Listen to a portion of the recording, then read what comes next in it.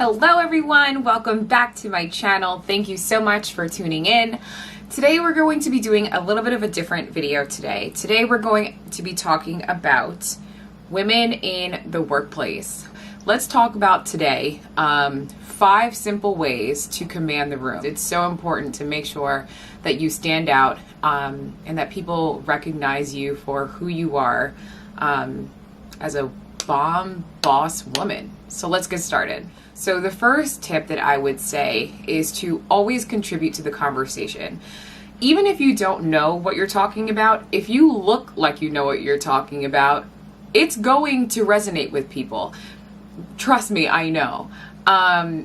If you don't know already, and you probably don't know, but I am an attorney. I work in New York, in Manhattan, and a lot of times, and I'm relatively new, so a lot of times I am in conversations that in my mind I'm thinking, wow, this is way over my head. I don't even know what this conversation is about. I need to do more research. I need to study and come back before I can even contribute to this conversation.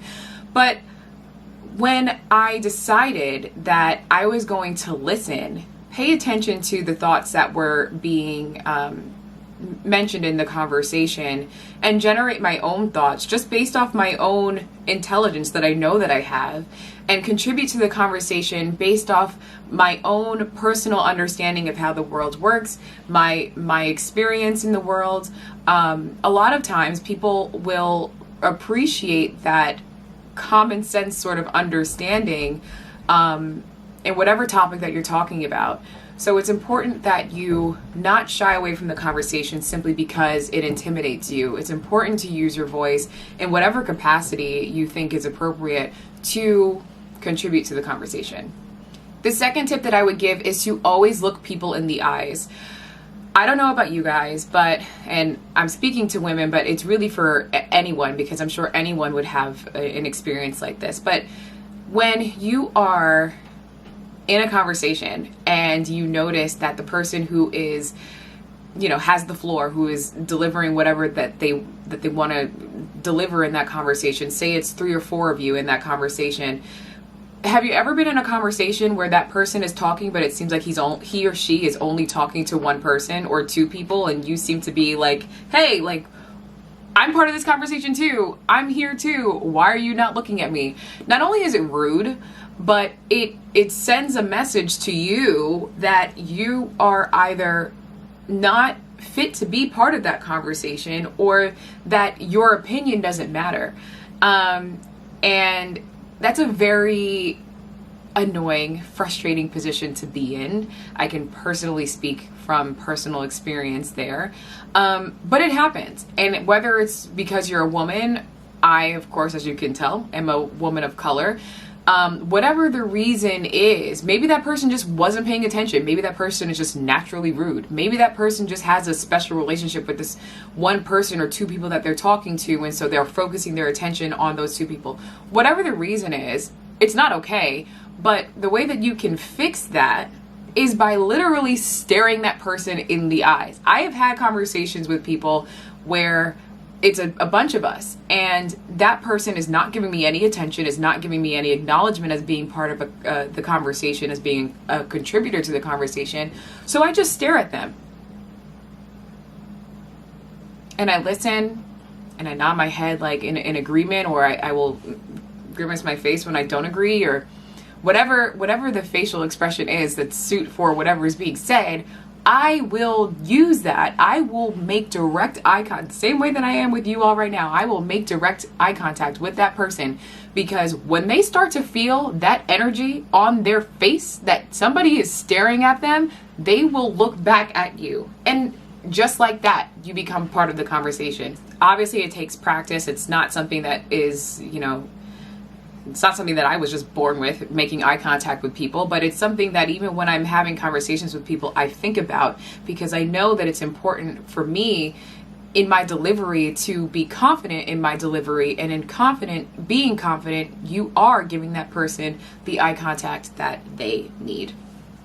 Okay, so for the next tip, put some bass in your voice. Now, I'm not saying talk like a man. Obviously, that's not what I'm talking about.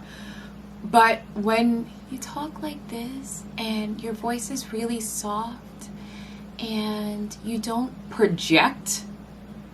You give the impression that, one, you're not confident.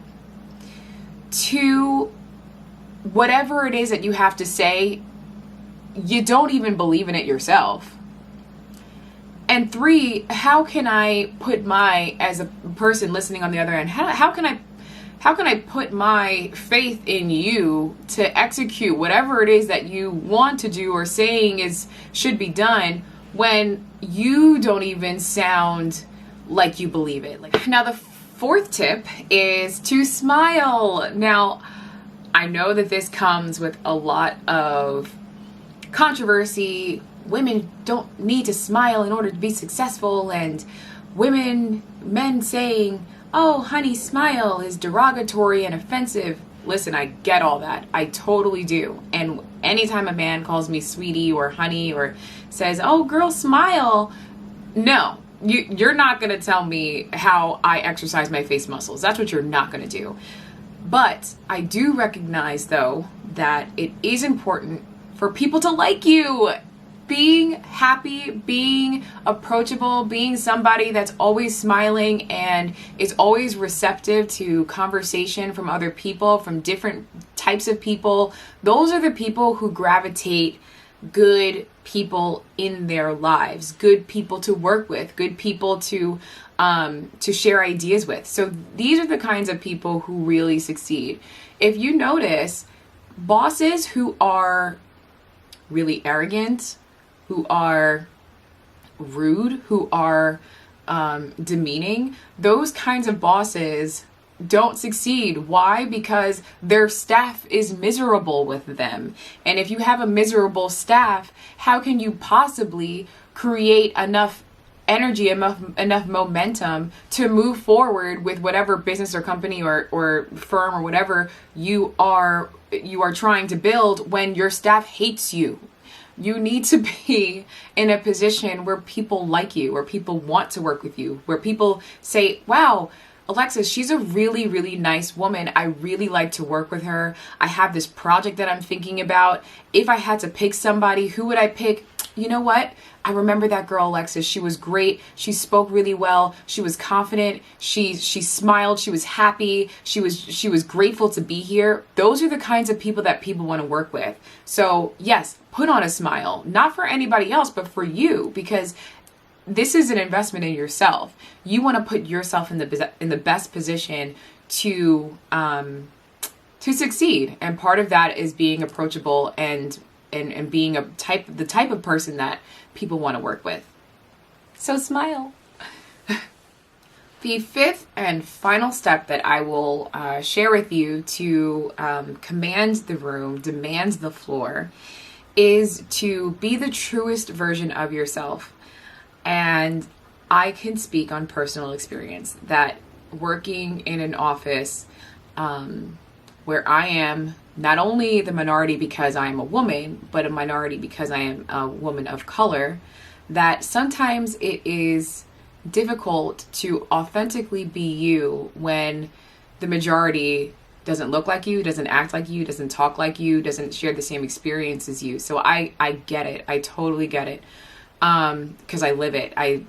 This has been my life. Sounds so sad, but trust me, I'm fine. But caring about other people's opinions of you is, number one, a waste of your time. It's exhausting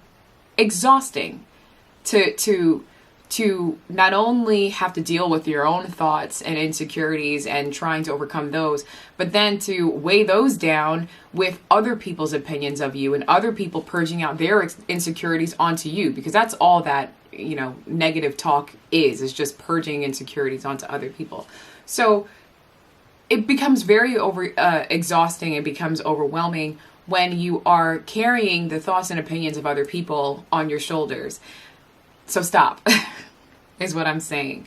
But not only is it exhausting, but it's none of your damn business. When whatever somebody has to say about you is none of your business. It doesn't pay your rent. It doesn't pay your bills. It doesn't buy your clothes. It doesn't buy your food. It doesn't do any of that. So as far as you're concerned, that has nothing to do with you. So that is not something that you even need to register or make a part of your life or a part of your thought process.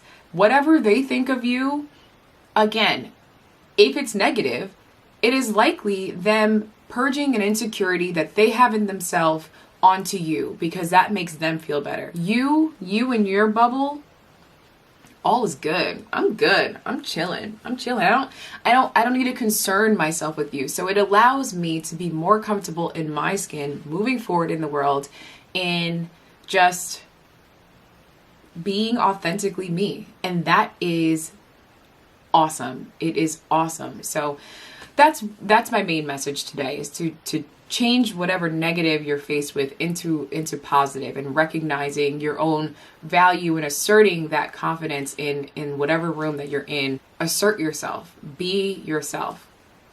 And those are my 5 tips. I hope that you guys enjoy these kinds of videos. I do look forward to making more of these, because it's something that's really important to me, especially as a working woman of color. So leave a comment, subscribe, like this video, and let me know what you guys want to see. And until then, I will see you all in my next video. Bye.